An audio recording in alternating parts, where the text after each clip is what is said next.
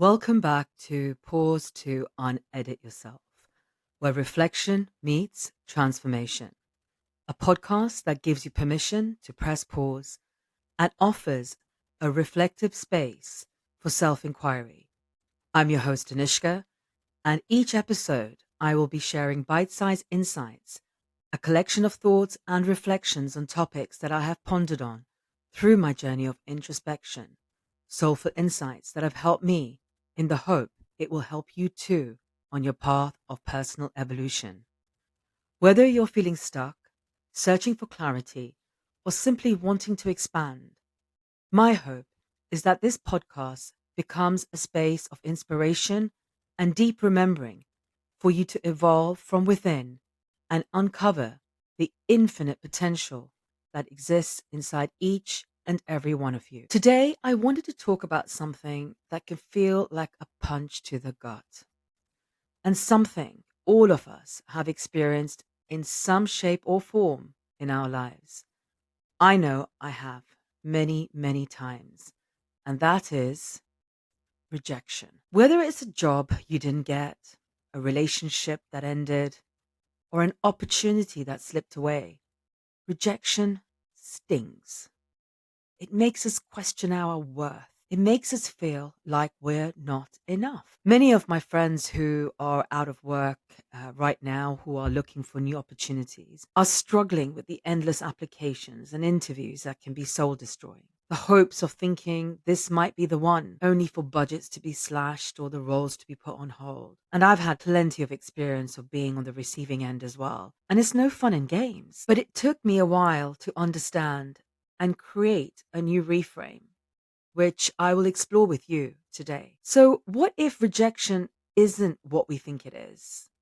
What if rejection is actually divine redirection? Stay with me because today I want to shift your perspective on rejection and show you why it might be one of the biggest gifts life gives us. I want to start by posing this question. When you ask for something, do you know the three answers the universe has for you? Let me tell you. It's either yes, not right now, or I have something better for you. That's it. Those are the only three possibilities. But when we experience rejection, we often don't see it that way, do we?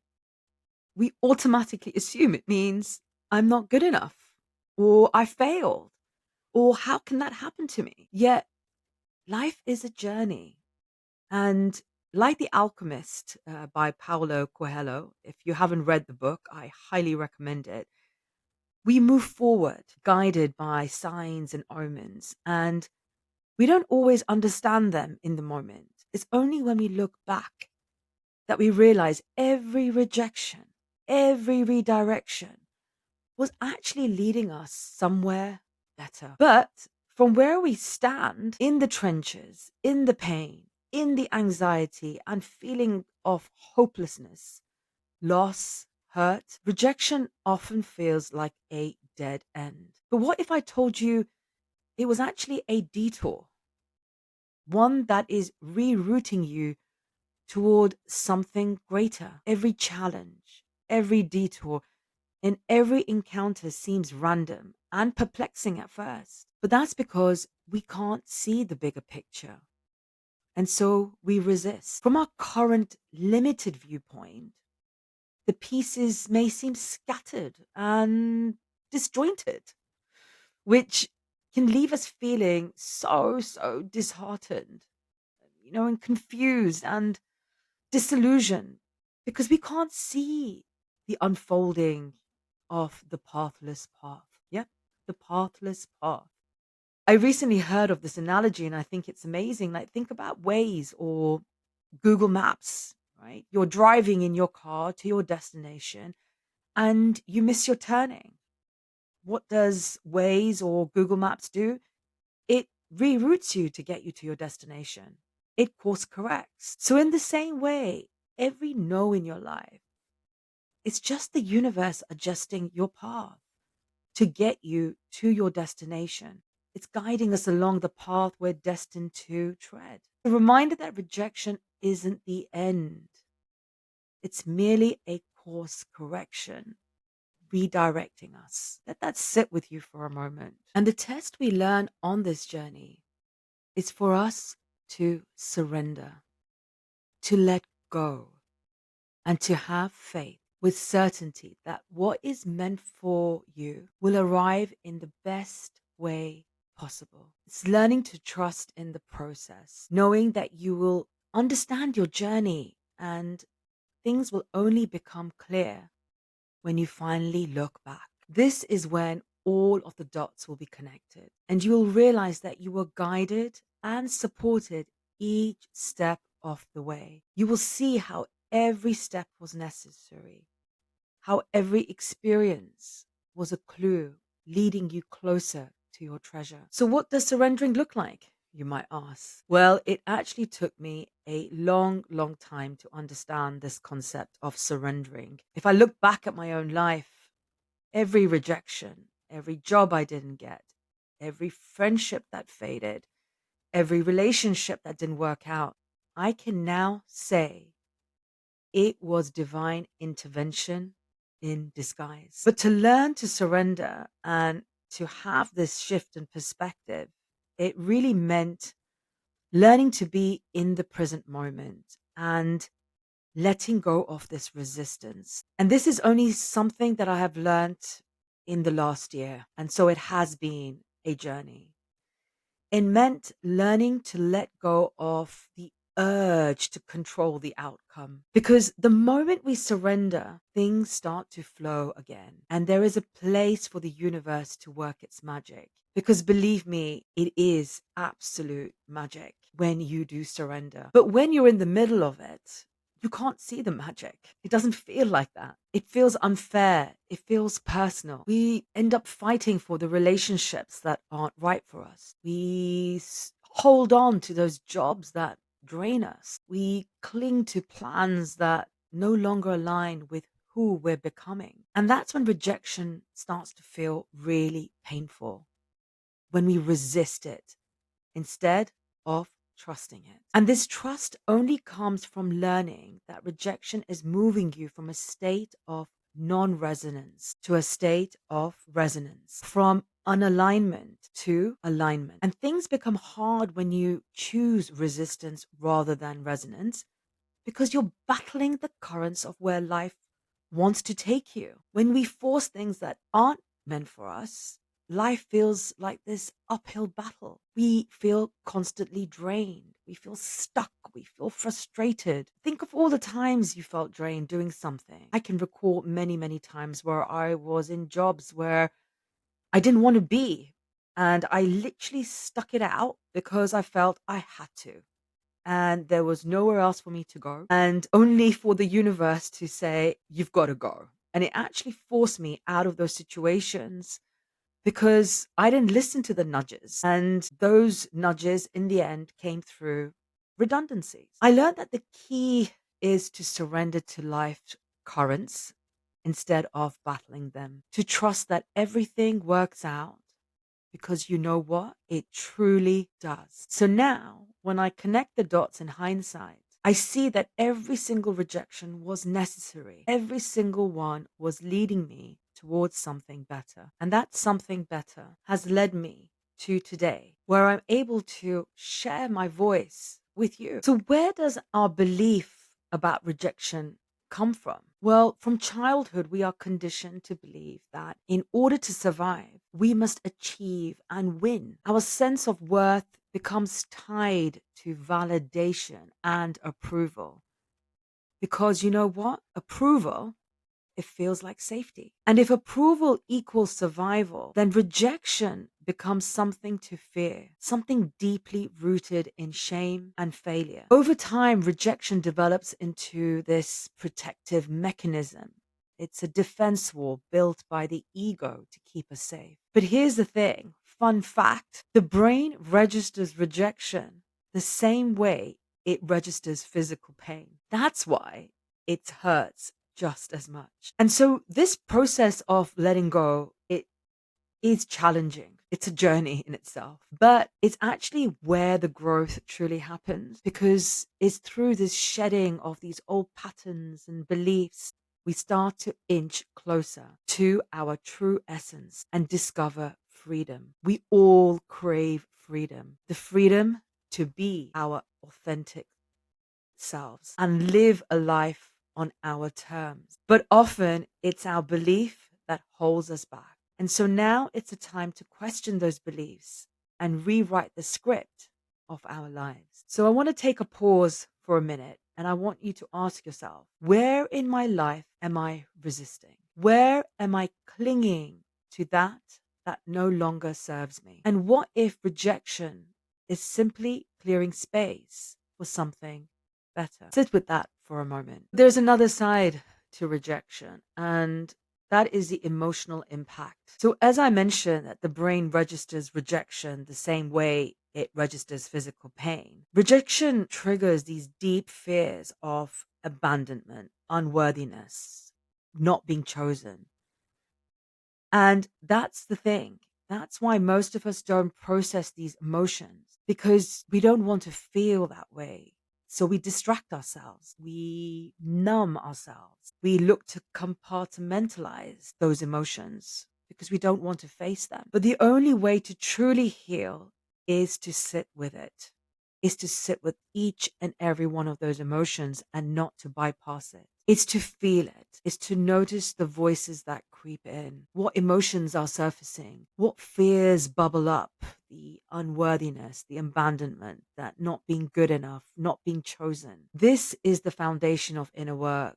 And it's something I will go deeper into and explore in a future episode. Sitting with and processing the emotions, it's the hardest part because most of us, as I said, compartmentalize it. It's easier to avoid, to numb the pain with distractions rather than to fully feel it. Real transformation, it happens when we face our shadows, when we acknowledge our pain and witness it without becoming it, when we allow ourselves to understand, accept, and even love these parts of us, we begin to see that redirection was always part of the plan. It was never meant to break us. It was meant to wake us up. And that's when we need to step into trust with faith and certainty, knowing that everything is happening for us, not to us. Facing our pain isn't easy. This is deep inner work, acknowledging,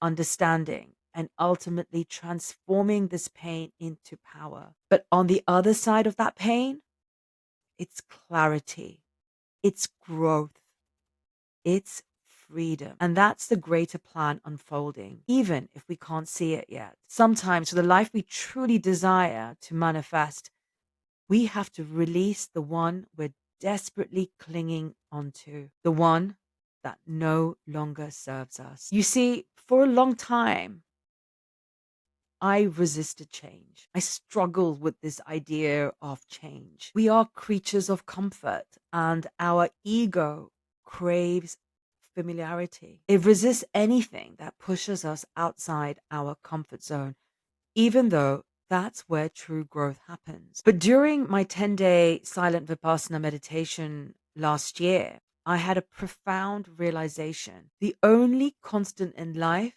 is change. The universal law states that the only thing that is constant is change. Everything is temporary. Nothing is permanent. Not success, not failure, not rejection, not even the emotions we feel about them. Change itself is never painful. It's actually our resistance to change that creates the suffering. But change is also an opportunity. When we find stability in the unknown, when we make peace with the impermanence of life, that's when we step into true freedom. How do we reframe rejection and build resilience? I want to share with you 6 shifts that have helped me in the hope that they might help you too. First is life is not a race. There is no competition. Your soul is not in a rush. So stop comparing. Comparison is the thief of joy and the source of all anxiety. Life begins when you start living and stop comparing. Shift from comparison to celebrating each other and accept everyone for who they are. And trust you are enough. You are on your path and no one else's. We are all unique. We all have our individual blueprint, which means we are all on our own journeys. Therefore, there is no correct path. There is only your path. So trust that your timing is perfect for you. 2, the eternal now is all that we have. All that we have is this present moment, which means the only moment that matters is this one. There is nothing else outside of this, just the here and now. Peace is in the total acceptance of this present moment. And peace comes from embracing what is rather than worrying about what could have been. 3, growth happens in the discomfort of the unknown. The degree to which a person can grow is directly proportional to the amount of truth they can accept about themselves. Life itself presents us with so many opportunities for growth every single day. And stepping outside of your comfort zone is painful. Growth is painful. But there is nothing more painful than being stuck somewhere where you don't belong. So embrace the pain of being in the uncomfortable unknown, because that's where you will realize your true potential. Step into the unknown, because you know what? That's where the expansion happens. 4, the only certainty in life is uncertainty. There's only one thing that we're going to be certain of, and that is death. How it will happen, no one knows. But what is important is how we live. And fear is this non-acceptance of uncertainty. And so when living in this fear, we are living in this confines of this cage. And the minute we accept that life is uncertain, we break free. It becomes an adventure, a playground. To truly live means being brave. It means putting yourself out there, following your heart, letting down your walls, and really choosing courage over fear. 5, believe in yourself and your capabilities. And this one is something I tell all my nieces and my nephews. Whenever they say, I can't, I tell them, maybe you should try swapping that with I can, because there's no such word as I can't. Wherever there's a problem, there's a solution. And with that mindset, remember, change is a sign of growth. Don't fear change. Fear that you stayed the same. See failure as feedback, as a valuable lesson, redirecting and guiding you on your journey, and live each day with intention. And finally, 6, what is meant for you will arrive with clarity, not confusion. The art of rejection is, in fact, divine redirection. And when you replace why is this happening to me with what is this trying to teach me, everything shifts. And the moment you shift your perspective and start acting like life is a blessing, trust me, it will start feeling like one. When you shift your perspective, everything shifts. So take a moment to explore what you need to release and make room for in order to evolve into that best version of yourself. So the next time rejection and disappointment knocks on your door, what are you going to do? You're going to welcome it with open arms. You're going to trust that universe knows what it's doing, because when you get what you want, it's divine direction. And when you don't, it's divine protection. The aha moment will come when you connect the dots, and you will start to see why you were redirected, because everything on your path had to be cleared to get you where you need to go. So be grateful for that redirection. Start trusting the redirection. And remember, there is magic in the unknown. And only when you enter it will you start to see the miracles appear everywhere. Your time is valuable. It's the most precious commodity. So thank you so much for being here and sharing this space with me. Thank you for pressing pause and choosing to journey inward and daring to become the highest expression of yourself. As always, I use these episodes as reminders for myself, mini guides that you can refer to whenever you need a check in with yourself for a moment of recalibration. So feel free to save them and share them with someone who might need to hear them. And do share your comments and feedback too. It will help me to know what resonates for you and what you would like to hear more of. See you on the next episode.